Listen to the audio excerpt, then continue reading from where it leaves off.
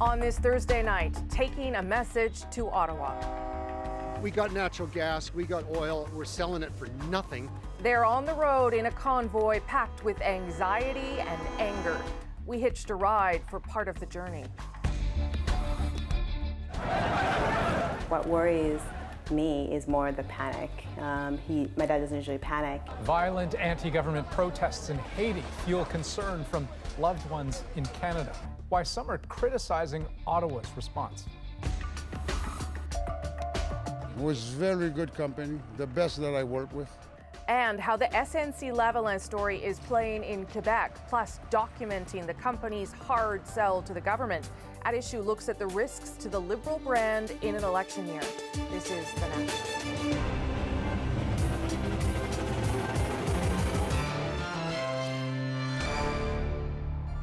For days now, one unanswered question has lurked in the SNC-Lavalin story. Who exactly said what precisely to former Attorney General Jody Wilson-Raybould? And did it, in fact, amount to pressure from the PMO to treat the Quebec-based company lightly?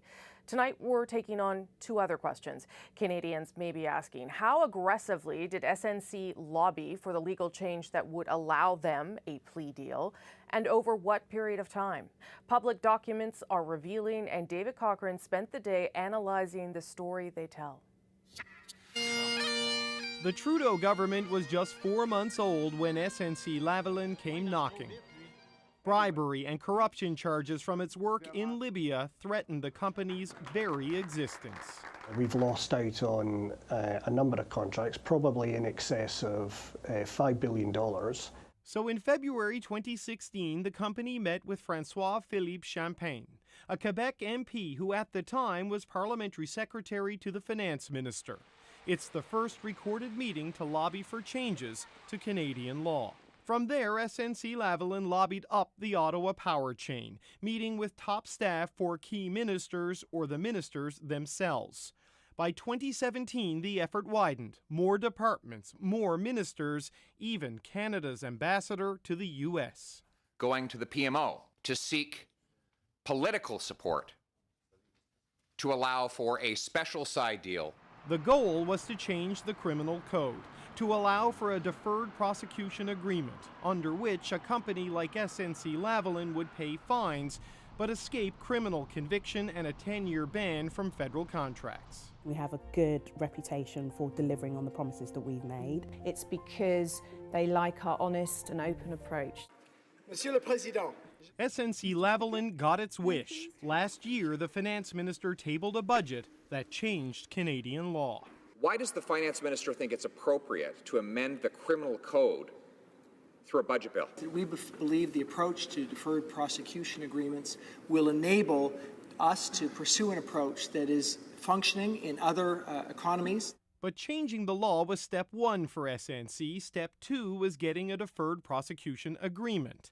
And that's where Jody Wilson-Raybould comes in. In all of its lobbying on justice issues, SNC-Lavalin never once spoke to the Justice Minister. But the Prime Minister did. On September 17th, as Parliament resumed and the company lobbied prosecutors for a deal, Trudeau says he reassured his Attorney General. I told her directly that any decisions on matters involving the Director of Public Prosecutions were hers alone. But the lobbying continued. The next day, SNC-Lavalin met with the clerk of the Privy Council and the finance minister to once again discuss justice issues. None of it seems to have paid off. In October, prosecutors told SNC-Lavalin there would be no deal. The criminal charges were going to court. Things started to move fast. The very next day, the company met with an official in Trudeau's office. A week later, the company announced it would challenge the prosecutor's decision. The Globe and Mail reports this is when Wilson-Raybould was pressured to intervene, an allegation the Prime Minister denies. In December, SNC-Lavalin issued a statement saying its Quebec operations were in doubt. In January, Wilson-Raybould was shuffled out of the justice portfolio. This week, she quit cabinet entirely. Which brings us to now. It remains an unfinished story with many blank spaces, and just one person who can help fill them in. David Cochrane, CBC News, Ottawa. A fraud and corruption conviction would bar SNC-Lavalin from bidding on federal work for some 10 years. But how much could that actually be? We thought one way to try and estimate would be to look at its government contracts over the past 10 years. We dug through government databases for a glimpse of what SNC stands to lose. Between 2009 and 2018, we found more than 900 contracts with federal departments worth a total of more than $2 billion. Now, that doesn't include major infrastructure projects, which make up the bulk of the engineering giant's work. SNC-Lavalin says it has $8 billion worth of construction projects planned right now. So the stakes for a company with 50,000 employees are high. Now, 3,400 of those employees work in Quebec, and that's where the global giant was founded a century ago. Alison Northcott talked to many there who see the story through a different lens. Just take a look at the Montreal skyline and you'll see SNC-Lavalin's work everywhere. The roof of the Olympic Stadium, the Mercier Bridge, the soon-to-be-completed Champlain Bridge. The engineering giant also owns part of the 407 toll highway near Toronto and built part of the SkyTrain system in Vancouver. The company's long history here, started by Francophone Quebecers, is a particular source of pride, with major projects like the Manic 5 Dam and the James Bay Hydroelectric Project. But there have been scandals, too. Allegations of fraud and bribery, including a bid rigging scheme to build this $1.3 billion Montreal hospital.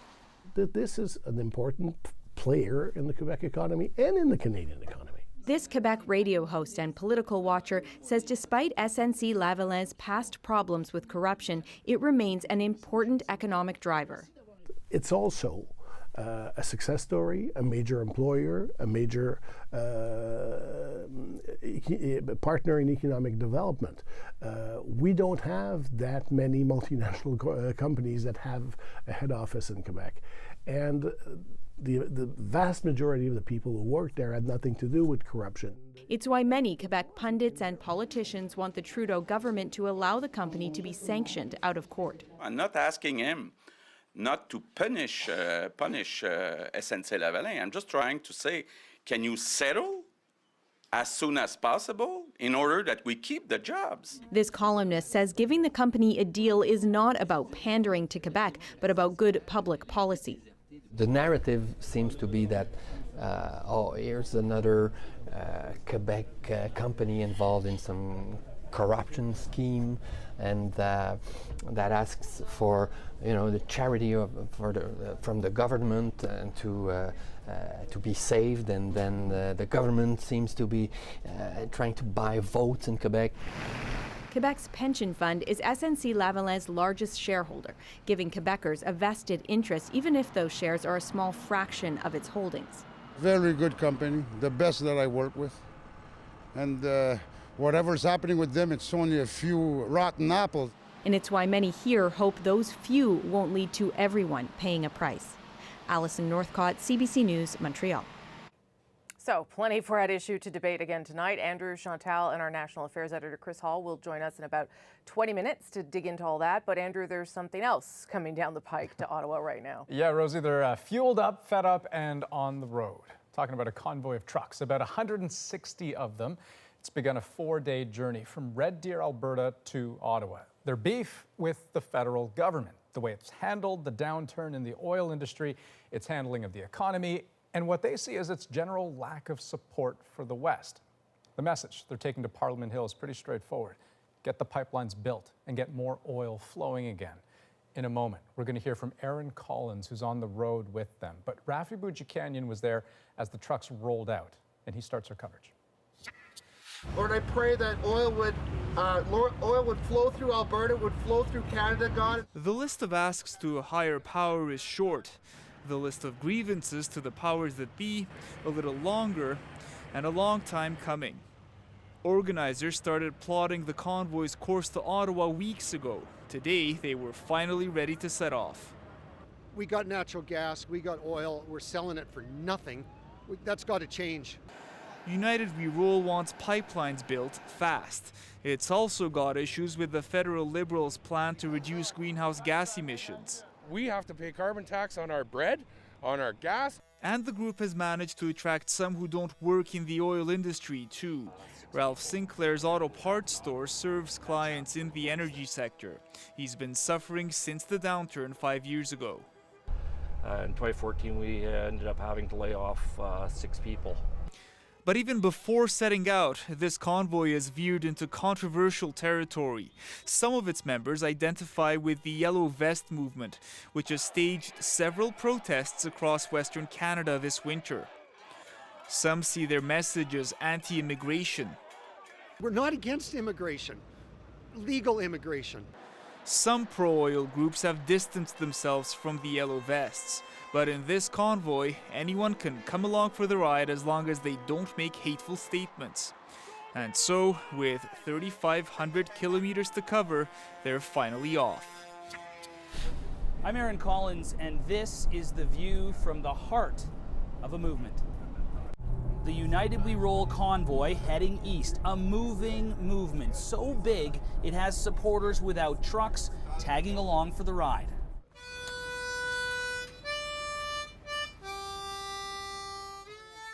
And thanks to Steve Bukowski, they have a ride too. The bus company owner donated more than half of the cost of this trip because he believes in the message it carries. All Canadians got to work together. We got to start streamlining some of the major projects that could be on board here, whether it's pipelines, whether it's LNG plants, whatever. We're not looking for handouts. Brian Barrett is along for the ride too, but he has a truck. Barrett from Red Deer used to be a consultant in the oil patch until the work dried up. Now he drives a truck to make ends meet, a familiar story in his neck of the woods. Hundreds, thousands of people lost their jobs, lost their homes, and it's been tough for the average Alberta worker because so much of the Alberta employment depends upon the oil patch. Barrett and the rest of the drivers and passengers in this convoy are carrying a simple message with them to Ottawa. Canada's oil patch needs help, and it needs it now. Aaron Collins, CBC News, heading east on the Trans-Canada. And one last footnote on this. If you're going to be in Ottawa next Tuesday and Wednesday, be warned that the city plans to close the roads around Parliament Hill both days to make way for all those trucks. Noted. I will walk to work that day. If there's a single issue that symbolizes Donald Trump's bond with his base, it's his wall along the U.S.-Mexican border. Trump has said he'll build it one way or another. Well, one way has been confrontation with Congress, the kind that a couple months ago led to the longest government shutdown in U.S. history. Well, today, Congress again refused to give Trump the money he wanted for his wall. So now he's trying the other way. Ellen Morrow explains. He's prepared to sign the bill. He will also be issuing a national emergency declaration at the same time. With that confirmation, President Trump is declaring a national emergency, freeing up funding for a border wall that was supposed to be paid for by Mexico. They're going to pay for the wall, and they're going to enjoy it, okay? They're going to enjoy it. Unsurprisingly, immediate criticism. Declaring a national emergency would be a lawless act, a gross abuse of the power of the presidency. Trump was asking for $5.7 billion for the wall. The bill from Congress today gave him just a fraction of that. So the president is taking matters into his own hands, sidestepping Congress and its constitutional control over spending. Nancy Pelosi asked Republicans how they'd like it if a Democrat did the same thing. If the president can declare an emergency on something that he has created as an emergency, an illusion that he wants to convey, just think of what a president with different values can present to the American people. It's a concern Republicans are heeding. In a statement, Marco Rubio wrote, "No crisis justifies violating the Constitution. Today's national emergency is border security, but a future president may use this exact same tactic to impose the Green New Deal." Trump, too, once opposed the same tactics. In this 2014 tweet, writing Republicans must not allow President Obama to subvert the Constitution of the U.S. for his own benefit and because he is unable to negotiate with Congress. The president, though, has some backing. Senator Lindsey Graham tweeted, "I stand firmly behind President Trump's decision to use executive powers to build the wall, barriers we desperately need." The declaration does not mean the wall is a done deal. Democrats will fight it in Congress and lawsuits could be filed, cases that could end up at the Supreme Court. Ellen Morrow, CBC News, Washington. And some other stories we're following tonight on The National. Lawyers for the federal government were in court today defending Ottawa's constitutional right to impose a price on carbon. One province's refusal or failure to sufficiently regulate greenhouse gas emissions impacts Canada as a whole. So this was day 2 of the legal proceedings. Saskatchewan, Ontario, and New Brunswick argued yesterday that the government is overstepping its jurisdiction. We're expecting a decision in the next few months, but even then, it'll likely be appealed. Special counsel Robert Mueller has a new boss. Today, William Barr was confirmed as U.S. Attorney General. I will follow the special counsel regulations scrupulously and in good faith, and on my watch, Bob will be allowed to finish his work. That was Barr's Judiciary Committee hearing last month when lawmakers questioned whether he would interfere in the Russian probe. It's an important question because when that investigation is finished, it'll likely be Barr's decision how much of it is made public. And Michael Avenatti says he has damning evidence against R. Kelly. The high-profile lawyer says he's given prosecutors a VHS tape allegedly showing the singer having sex with an underage girl. Avenatti is representing a man he calls a whistleblower against Kelly. The singer has faced allegations of sexual misconduct involving minors for nearly 2 decades, but has never been convicted. Well, it's been a day of mourning in Parkland, Florida. 1 year ago, a gunman stormed the halls of Marjory Stoneman Douglas High School and opened fire. 14 students and 3 staff members were killed. More than a dozen others were hurt. We are calling a day of service and love to honor the victims. Students didn't have to go to school today, but for those who did, a reminder: be positive, be passionate, be proud. And inside, they rolled up their sleeves and got down to work, serving breakfast to first responders and packing meals for kids in need. We're also grateful to still be here after the tragedy that happened last year. Outside a new memorial garden. It was planted by a teacher and student who saw the carnage firsthand. It's just so therapeutic to use your own hands, put the roots in the ground, watch it blossom and grow into something that, you know, these kids and adults, they can't do anymore. Other schools held their own emotional tributes. We should be learning and thinking about our tests, not about thinking that if we're gonna get killed. The call for change shared by this Parkland mother. Look what happened in Sandy Hook, look what happened in Columbine, and look, nothing's done. But nothing's gonna get done unless we do it. So, Rosie, you know, it's staggering to think of the gun violence statistics, right? And to look at them and feel like you're facing headwinds. Those students must be feeling that way. One thing to note, there have been some changes in the last year. 26 states have passed new laws aimed at curbing gun violence, so there is progress there. Yeah, it does seem to be happening primarily at the state level, although Democrats are moving a little bit to try and do better background checks, so that too may happen at the federal level, but it is a slow going in that country for sure. Still ahead on The National, it's at issue night. There's kind of a lot to talk about this week. Chantel, Andrew, and Chris Hall are here to break down all the latest in the SNC-Lavalin affair. Plus, as coalition forces back ISIS into a corner, fighters who flocked to Syria from around the world are going home. What does that mean for Canada? And a violent week of protests and crackdowns in Haiti, an update on what's happening on the ground, and the Canadian aid workers who are stuck there. How does it feel to hear the situation that he's in and be here while he's there? The only word I could think of is panic. It's panic because you're here, you know they're in danger. There's not much we could do except for trying to get our connections to help them out.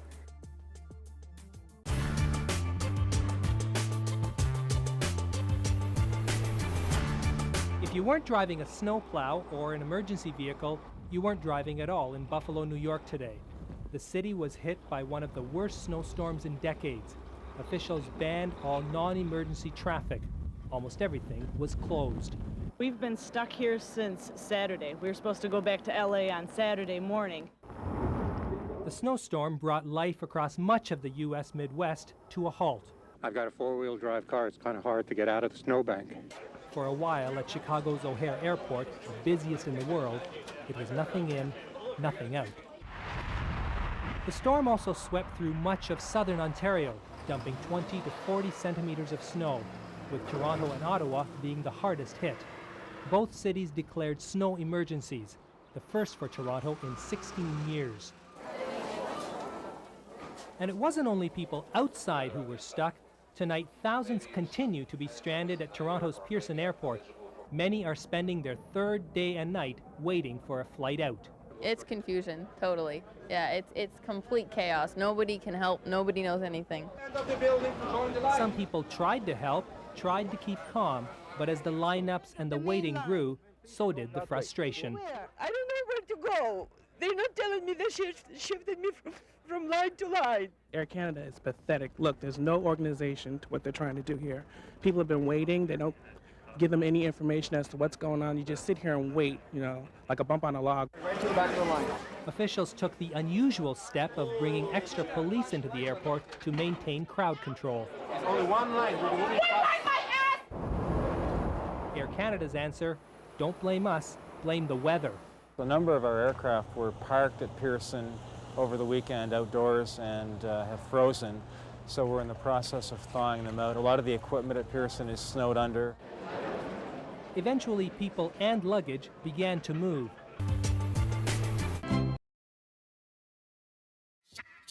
Violent protests in Haiti have stranded more than 100 Canadians who would risk their lives just trying to reach the airport. Public outrage has simmered for months over billions of dollars missing from the treasury, and in the last week, it boiled over. This protester calls the president a thief and says if Jovenel Moïse doesn't go, they will burn the country down. In the capital, rampant looting by those who say the government stole from them. Basics like food, fuel, and water are now in short supply.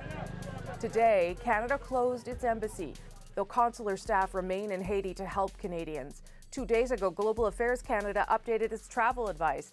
We advise against all non-essential travel to the country, it said.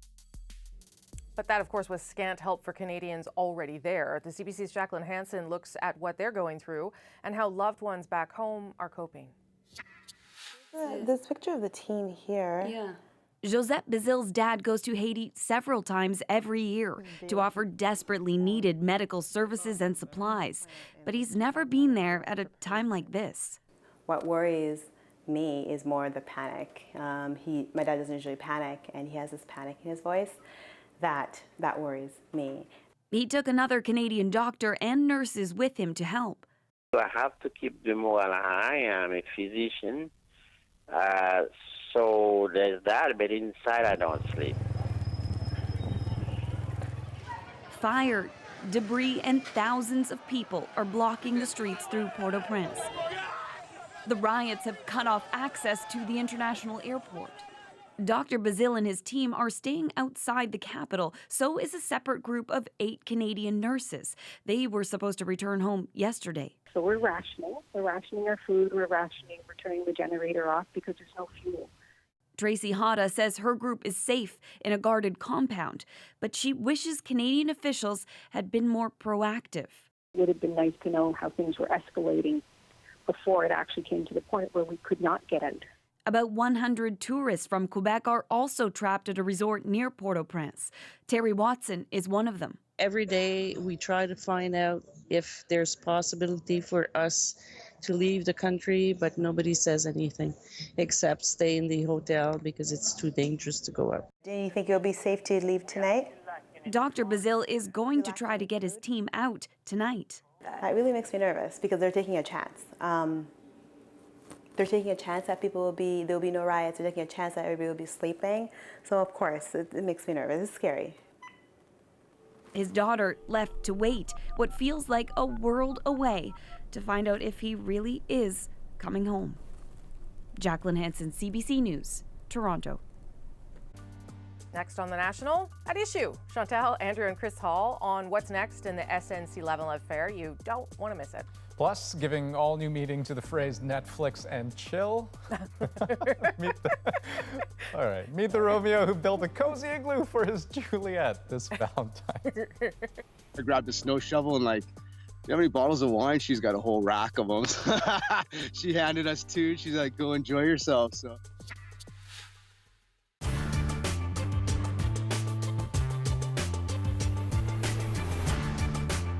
Just a good level. Give us a little more. I need to. I don't want to. I've been moving calm, don't start no trouble. Killing the vibe at that point. Yeah, I know. You know, gonna get letters.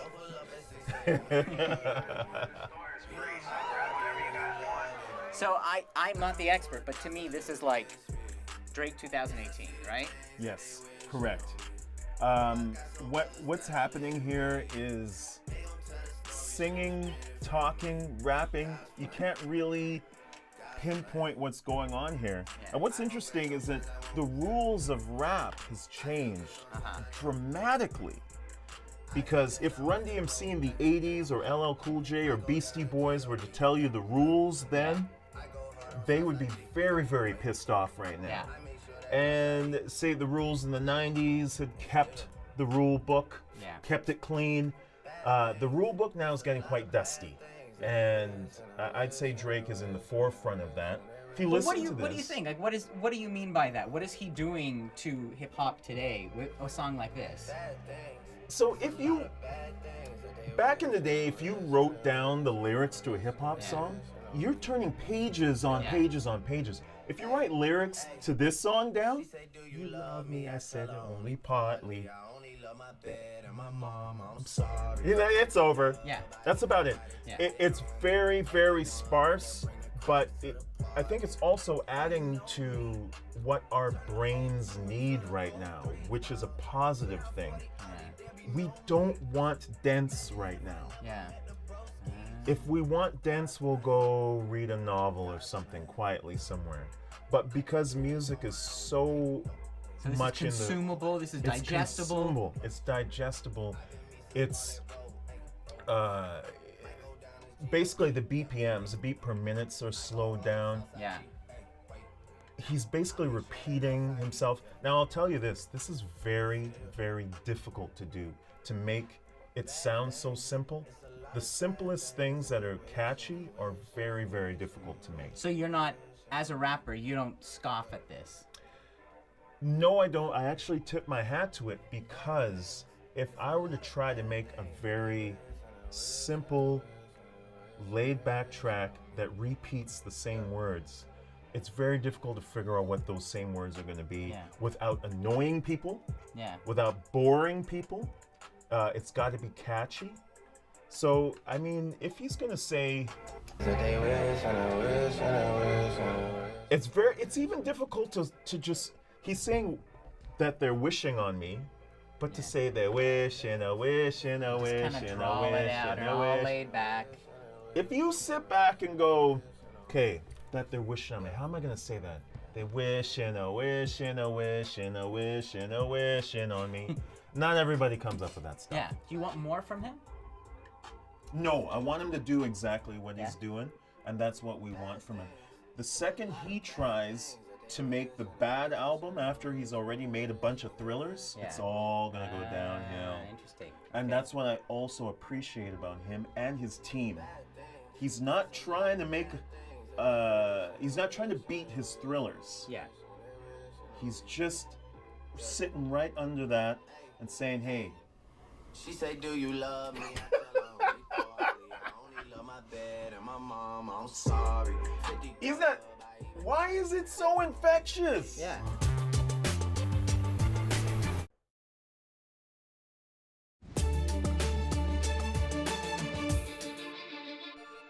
Welcome back. A few stories we're watching tonight on The National. In a dramatic reversal, Amazon has canceled plans to build a new headquarters in New York. The project would have brought 25,000 jobs to the city, but there was local backlash over the tax breaks the company was offered.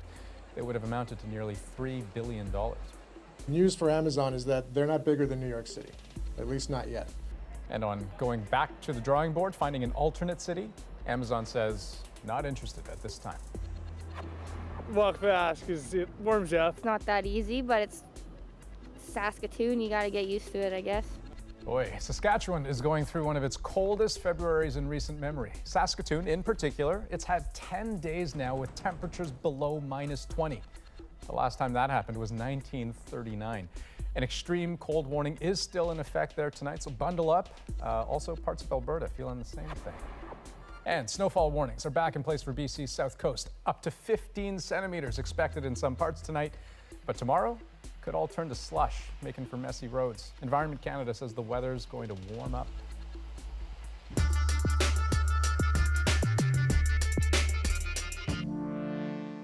If she felt that she had received pressure, it was her obligation, her responsibility to come to talk to me, and she did not do that in the fall. And now he's trying to paint himself as the victim in all of this. I don't think Canadians are buying that. We don't have the mechanisms to go through the fishing expedition and the kind of witch hunt that the Conservatives would like to see. To the comment that we're here to try to embarrass the Prime Minister, he's doing that all on his own. He has used his power of privilege to silence her. Hard to believe it's only been 1 week since the Globe and Mail first reported those allegations that the Prime Minister's office allegedly in some way pressured Jody Wilson-Raybould. Since then, the former AG has kept very silent, and the Justice Committee has now limited who it will hear from. So for a government all about openness and transparency, are there consequences here for the Liberal brand? At Issue is back because it's just been one of those weeks. Chantal Hébert is in Montreal. Andrew Coyne is in Toronto, and Chris Hall joins us tonight here in Ottawa. Okay, let's start where we left off in that little clip montage of what happened at that Justice Committee meeting yesterday. I mean, I certainly didn't watch that with great expectations, but what do you make of how the Liberal government moved to limit who we would hear from? I'll start with you on this, Andrew. Well, you say advisedly the Liberal government, supposedly committees are freestanding, but I think we saw once again what a fiction that is. It was a pretty disgraceful performance. I suppose the fix was always in. They were going to find some way to shut down any kind of investigation on this, but to do so in the way they did, by pretending to have an investigation where the only witnesses you call are the ones that have nothing to do with it, and where you don't actually investigate the issue at hand, but you investigate some of the sort of larger philosophical questions. It was a sham through and through, and unfortunately that is a fairly accurate view of Canadian politics, that we have very weak institutional mechanisms for holding governments to account. So was it the right move, Chantal? You know, if the government's trying to move on from this story, was that the way to handle it? There's no moving on from this story until Jody Wilson-Raybould talks or says she's never going to talk forever. So this couldn't have been a way to shut down the story. It's going to only keep going, if only because then it moves on to the Senate, where you saw today senators who are Indigenous came out in support of Jody Wilson-Raybould. There will be interest in the upper house in this story. But I did learn two things from what I saw yesterday. The first is that so far the Prime Minister seems to have convinced most of his caucus to stay in line on this and to support his take on whatever happened. And two, I think the Liberals up to a point are buying time, because at the end of the day, they probably believe they're going to hear from Jody Wilson-Raybould. They probably figure that they have no interest in saying anything before they hear what she has to say. That's probably fair. Yeah, go ahead, Chris. I'm personally delighted by the thought of reviewing the Shawcross Doctrine and all sorts of arcane things about a law that's already been passed as the last page of a multi-hundred-page budget bill. But to the broader point here, Chantal raises an interesting question. We are waiting to see what Jody Wilson-Raybould ultimately says. The suggestion that she can't appear before the committee when she has a lawyer by the name of Thomas Cromwell, a retired Supreme Court justice, and is a lawyer herself, I'm pretty sure, as some of the opposition members were saying, that she would know what she could say and not say publicly without violating the solicitor-client privilege. That's number one.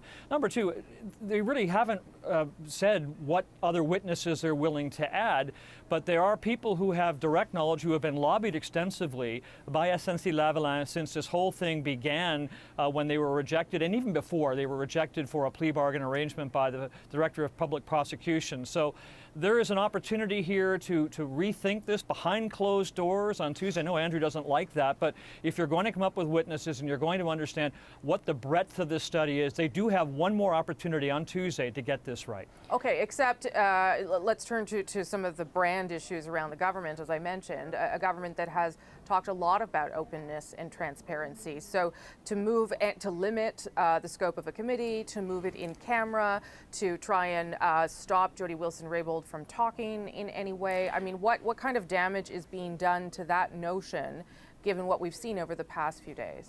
It's too early to tell, seriously. To your point of trying to stop Jody Wilson-Raybould from speaking, seriously, once she gets a legal framework that tells her from the person she is paying for what she can say and what she cannot say, she can come and say it to you.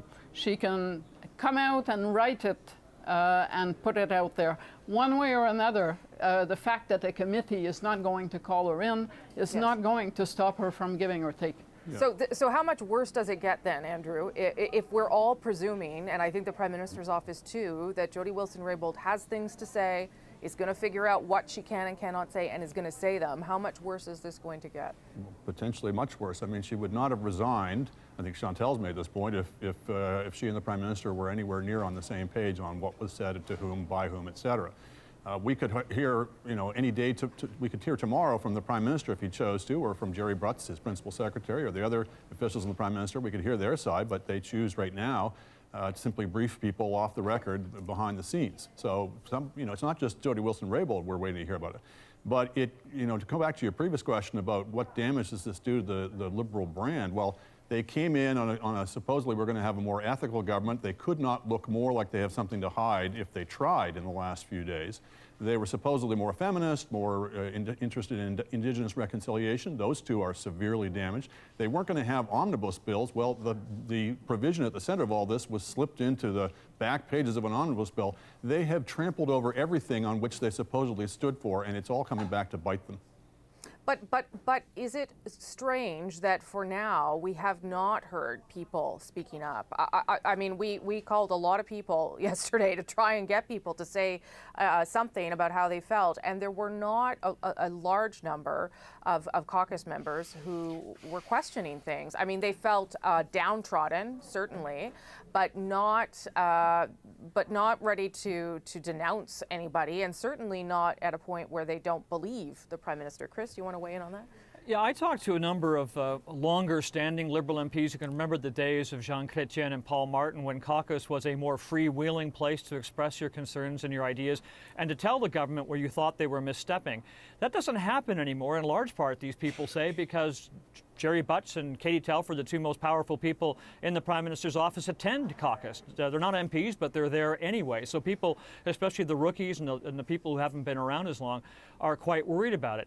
The one other thing that comes out of this, Rosie, we've seen Wayne Long, who's a St. John MP who spoke out against the small business tax, is saying he believes there should be an inquiry. I don't know if he's speaking for a lot of people, but there is a sentiment there that the longer this waits, the more damaging it becomes, particularly if Jody Wilson-Raybould gets the chance to speak, and we all think that she probably will, it becomes more and more problematic as if her speaking time comes closer to the election campaign. It'll be fresher in voters' minds. The women who voted for this government last time, Indigenous groups who saw a real path of reconciliation, this will become more of an issue for them the longer it takes for her to be able to speak. Chantal. But at the end of the day, if you are the PMO and you're assuming that she will speak, a reasonable assumption apparently, you probably do not want to put your take on the issue out there and give her more material to cut you off at the I kind of think the Prime Minister's already said a lot of things. He shifted the blame to her this week. Yes, but as Andrew rightly points out, there are others that people will want to hear from and that will probably come up in the wash if she does speak. So I think they figure they're better off waiting to see how much damage they need to control. I did note also that between the Prime Minister suddenly throwing her under the bus, and I think that is how it came across, and today when suddenly the PMO is saying it's terrible that some people are anonymously saying bad things about her, there seems to be a new shift in the PMO strategy, so maybe we'll see 6 or 7 more before this is done. Andrew, how does this, this is a terrible question to ask anybody, but how does it end? Like, if you're a Canadian watching this at home and you're trying to understand what this is about and what happened here, how do you look at this and think, okay, well, we'll get these answers this day, or someone will investigate and get to the bottom of this, or I will know, in a month's time what really happened and why it matters? Should we hold out any hope about that at all? Not a great deal. The pattern in these things in Canada is, again, as I say, because we have so few actual institutional mechanisms to hold people to account, they have so many ways of having convenient memory loss, et cetera, that I think the more usual pattern is it dissolves in a haze of one person says one thing, one person says another thing, on the specific question of who said what to whom in the Prime Minister's office. There's a lot of other questions to do with why this provision was put in the law in the first place, whether SNC-Lavalin is actually eligible for the thing itself because they haven't actually met the conditions that are required for it. There's a lot of other questions that I think can be addressed and can be answered, but who said what to whom, we'll see. I don't hold out a lot of hope. Can I add just one last thing, Rosie? I think that 2 things that we haven't really had an answer to. One is, why was Jody Wilson-Raybould shuffled out of justice in the first place? Because that really is where this all goes back to. And secondly, the Prime Minister felt compelled to speak to her in September to reassure her that a decision on prosecution was hers and hers alone. That was before they even knew what the Director of Public Prosecutions was going to say about whether SNC-Lavalin qualified for this deal. So there are still many unanswered questions on this that really go to the heart of why Jody Wilson-Raybould is no longer in cabinet today. And it's an odd thing to have to say. Last word to you, Chantal, on that. Yes, well, we're assuming that he talked in September with Jody Wilson-Raybould to reassure her, but we don't know that. He could have made a case for her to intervene even before the public prosecutor came to a decision, and at the end said, but of course it's your decision. We don't have the context for this reassurance of the Prime Minister, so how can we judge? That's right. Okay, well, we raised lots more questions that I need answers to, but I appreciate it. Before we go, thanks everybody. Be sure to subscribe to @Issue the podcast for extra content. This week, we're talking about Saskatchewan's carbon tax challenge. Look for it on iTunes, any major podcast app, our website, cbcnews.ca/thenational. Well, today, superstar musician Sting met with some of the 2,500 GM workers facing layoffs in Oshawa, Ontario. They're going through the same sort of ordeal portrayed in his musical, The Last Ship.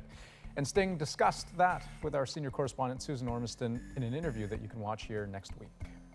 I have a feeling that Ontario will respond to this play. Why? I think the themes of the play are resonant with a world situation, where people are losing their jobs to automation or to abstract economic theories that excise the value of community. And that's happening everywhere. It's happening in the Midwest of America. I know it's happening here. GM in Oshawa. So the themes of the play are, very topical. The show kicks off tomorrow in Toronto, telling the story of proud British shipyard workers about to lose their livelihoods. You have the dignity of your work, the pride of your work, who you are. You are what you do. That's one of the lines that Francis says in the play. You are what you do. You take that away, what are you? Something the Oshawa workers won't soon forget. A year has passed since I wrote my notes. I should have known this right from the start. Only hope can keep me together. The free trade talks are now in their final stages, and today's bargaining in Washington suggests there's still a lot of work to do before there's any deal. But while the debate continues over free trade with the United States, the fact is there really is no free trade within Canada itself. The provinces have set up rules that limit interprovincial trade. Those rules protect jobs, but they also cause a lot of problems. Our business specialist, Der Ho Yin, explains. If you're like most Canadians, you probably think you can work wherever you like. You probably think that goods made in Canada can move freely within Canada. And you probably think you have the right to buy the cheapest products produced in Canada, no matter which province they come from. Our Constitution explicitly provides that anything made or grown in any province shall be admitted free into each of the other provinces. That means no duties. But provincial governments have gotten around it in other ways by setting up interprovincial barriers to trade, barriers that don't involve duties. We have regions in Canada, and in a way we're almost a set of 10 separate little countries. Example, this small Quebec town put in new brick sidewalks and then had to tear them up. The reason? The bricks were made in Ontario. The Quebec Transport Ministry, which was paying for the work, insisted the bricks had to come from Quebec. Example, in farm products, many marketing boards favor producers in their own provinces. By the way, they hand out quotas for such products as chicken, eggs, and milk, even if it's cheaper to produce them out of province. Example, it's hard for doctors, lawyers, and many skilled tradespeople to move from one province to another. In every province, medical societies, law societies, and some labor unions put strict controls on who can work where. Even the movement of goods from province to province is an administrative nightmare. A truck needs a separate license from every province it travels through, even if it never stops there. And getting provincial licenses isn't all that easy. The licensing is so stringent and so difficult to obtain that a carrier may not get it even if they pay exorbitant amounts of money to obtain it. It's complicated, too, for companies that make wine, liquor, and beer. Most provinces tell breweries, if you want to sell your beer here, you have to make it here. To sell its product across the country, Labatt, for instance, has had to set up breweries in almost every province. Bigger brewers, bigger businesses, bigger production units are somewhat more efficient than smaller ones. Having a lot of little ones makes you inherently less efficient than having a few big ones. So Moosehead beer, only brewed in New Brunswick, isn't widely available in Canada, even though it's sold in all 50 American states. Some say, under the current system, the Canadian beer industry, like many others, would not survive if there was a free trade pact with the United States because of the barriers to trade within Canada. The interprovincial barriers have to go. The two-price system for barley has to go. Some of the marketing boards, the liquor boards, have to drop their requirements for us to get everything approved. All those things have to be changed, or we're not competitive with the competition that they now want us to face. Clearly, barriers to trade within Canada do create inefficiencies and higher costs for consumers too, an estimated $1 billion a year, maybe more. Some regulations do create jobs in each province, but they can make industries uncompetitive. So many economists say, with or without free trade with the United States, the provinces have to start talking about ways to improve trade within our own country. Der Hoyen, CBC News, Toronto.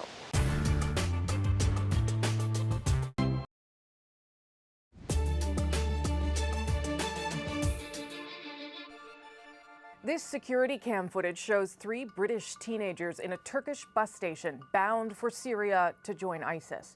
Nearly 4 years later, one of them, Shamima Begum, has already lost 2 children to malnutrition and disease. Pregnant, she's now in a camp in Kurdish-controlled Syria and told the Times newspaper she wants to go home. I'm scared that this baby's going to get sick in this camp. That's why I really want to get back to Britain, because I know it will be taken care of. She's not alone. There are thousands of captured foreign ISIS fighters, their wives and children in these camps, including Canadians. ISIS' so-called caliphate has collapsed. Those who left their home countries to join it are now citizens of purgatory. So what happens to the Canadians among them? Diana Swain has been digging into that. There are those who continue to fight, perhaps hoping for either a miracle or martyrdom. But ISIS' hold on Syria has shrunk to scattered pockets of land. As many as 5,000 ISIS fighters and their families are now being held in makeshift prisons in the desert. Some were captured, some surrendered. Many are children who were born into this. CBC News has determined as many as 32 of them are Canadian, such as Mohammed Abdullah Mohammed of Toronto, who says he was captured in a battle in January. I was captured by them after attacking one of their points. Muhammad Ali from Mississauga, who was captured several months ago, and these two women, reportedly from Ontario and Alberta, who, along with their children, gave themselves up last week. The Syrian Democratic Forces have them now. It's the U.S.-backed group of Kurdish fighters who've been battling ISIS. It wants other countries to repatriate their citizens. France has already started moving back dozens of people to be prosecuted at home. We've heard the request. Canada's public safety minister said last week he won't be pressured into a decision. The fact of the matter remains that is a dangerous and dysfunctional part of the world. What remains, too, is the fact that bringing them back presents its own problems. Canada has made it illegal to go abroad to join a terrorist group, but prosecutors will still need to prove their case. Canada's been working with its Five Eyes partners, the U.S., Britain, New Zealand, and Australia, to share what evidence they have. But evidence that can be used in a courtroom is often very difficult to get, particularly when it must be derived from a foreign war zone half a world away. Lorne Waldman is an immigration lawyer in Toronto.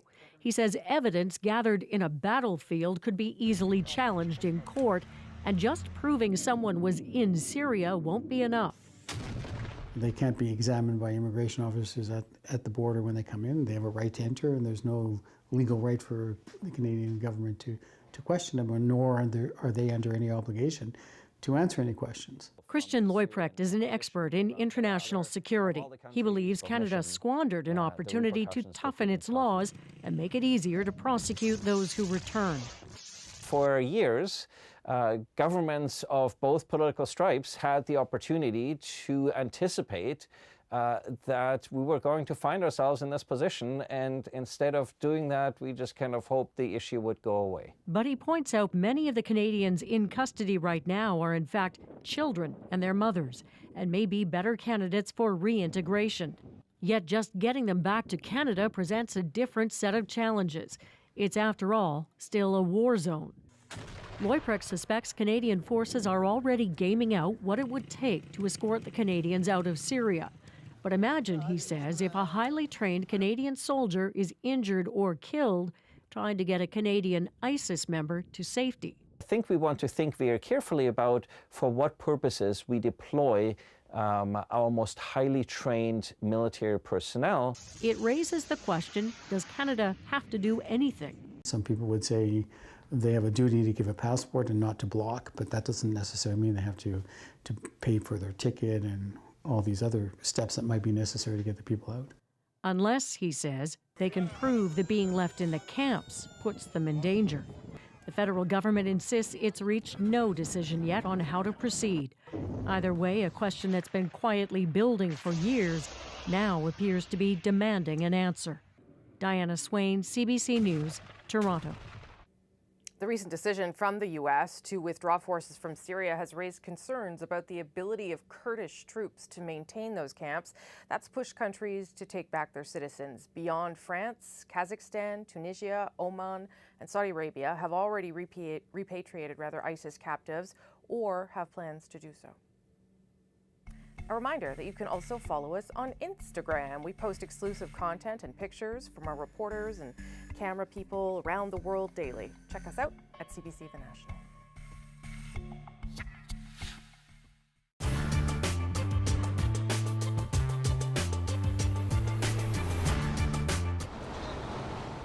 For a league that craves headlines in the United States, this was a disaster.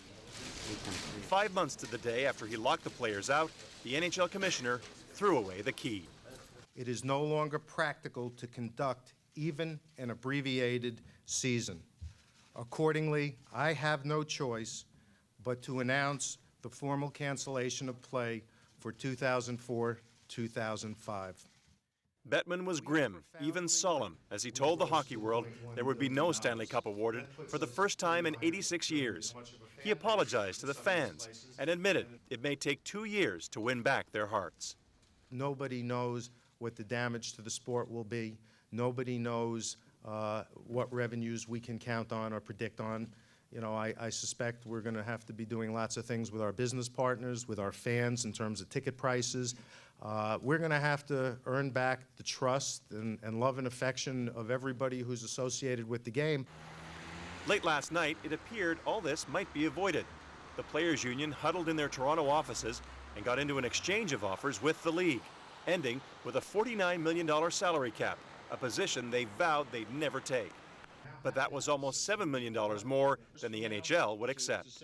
We knew that that was not a number that was sustainable, that we couldn't be in the 50s or the high 40s.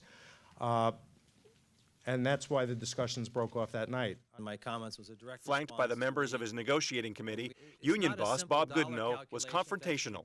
Speaking on behalf of all the players up here, they didn't want to be locked out. They didn't want to be not allowed to entertain the fans. Gary owes an apology because he started the lockout. He put all of this in motion. This situation is now Goodenow's leadership is being questioned after his last-minute willingness to accept a salary cap. But he defended the decision and the timing. Obviously a very major step by this group to do this, to try to find and bridge the gap between the parties. It was not with any ease at all that move was made, and it's something that failed, unfortunately, when the owners rejected it almost on the spot. One of our proposals didn't. That bitterness poisoned these talks from the start. 1 week before the lockout was announced, NHL Vice President Bill Daly and Union Senior Director Ted Saskin were guests at a sparsely attended sports business conference in Toronto. Does a marketplace system include an entry-level salary cap currently? It's a restriction in it. As I said, it does. Now it's not a salary cap when it's just a. They were soon duking it out, bargaining in public, a scene that epitomized the mistrust that would doom the season. After canceling 834 games so far this now, season today, a sport that makes few media ripples here is getting the worst attention imaginable. But both sides say they'll start from scratch without the emotional baggage of the past weeks and months. The Canadian average is 30. I was 24 when I got married to this beautiful man right here. How much does age matter when tying the knot? I've been married twice before. Marriage is difficult, and it's work. Cheers. The Stats of Life, Friday at 8:30 on CBC. The magic of winter. A rare snowstorm in BC mixed in with the romance of Valentine's Day, and Paul Lewis knew he had an opportunity to impress his girlfriend of 2 weeks. Her name is Julia, and he built her an igloo. So it took 4 hours, a few glasses of wine, and the finished product is our moment of the day. Well, I'm just started dating a girl, and I just made her dinner, and I was like, I'm going to make an igloo. She's like, all right. She wasn't into it. About 6 layers, 17 bricks per layer. And then the dome roof was probably another 10. Just after about the 3rd or 4th layer, she kind of got into it. And she would work the outside, I'd work the inside as we packed up all the little cracks and stuff. And we went down to go grab a bottle of wine, but everything, because of the snowstorm, everybody was shut down and closed. So my mom lived a couple blocks away. And we popped in there. I grabbed a snow shovel and like, do you have any bottles of wine? She's got a whole rack of them. She handed us 2. She's like, go enjoy yourselves. We finished about 3 in the morning. And then we're like, hey, we should like have a sleep in here. So we made little shelves for our candles, and we had the fire pit, propane fireplace at the door. So the heat from that was coming right in here. And it iced it up inside really nicely. It's hard. It's really hard. It's pretty cool. So every night we've been in here since then. That was Monday night. It's now Thursday. Will be night 4. We've been watching movies and watching videos, and I got put a little mat outside. We were dancing outside the other night with the music going in the snow. We don't get snow like this and last this long, so this is so rare, and what a neat way to do it, right? Just enjoy the snow. I mean, it's never too old to act like a kid and have fun. So. So I like Paul a lot. I don't. I'll tell you that right now. I will say I could build like an igloo condo at my house, but I like Paul, but I have concerns that after 2 weeks of dating Julia, this is the bar that he has set himself. I just don't feel like he will be able to keep up this pace. Yeah, he set himself and all of mankind. Like that's the actual problem. Okay. So Okay, so here's the best bit, actually, okay? okay. So as you know, one of our producers, Eliza, sent a note with an update on Paul's romantic adventure. And so she said, today, Paul was going to surprise his girlfriend, Julia, with a snow polar bear. He sculpted a 10-foot bear out of snow. It was holding a giant heart, but it fell apart before he could finish. To which I say, thank goodness. Mr. Perfect, not so perfect. That's the Poor national. Paul. That's the national for this Thursday, February 14th. Have a good night. Good night.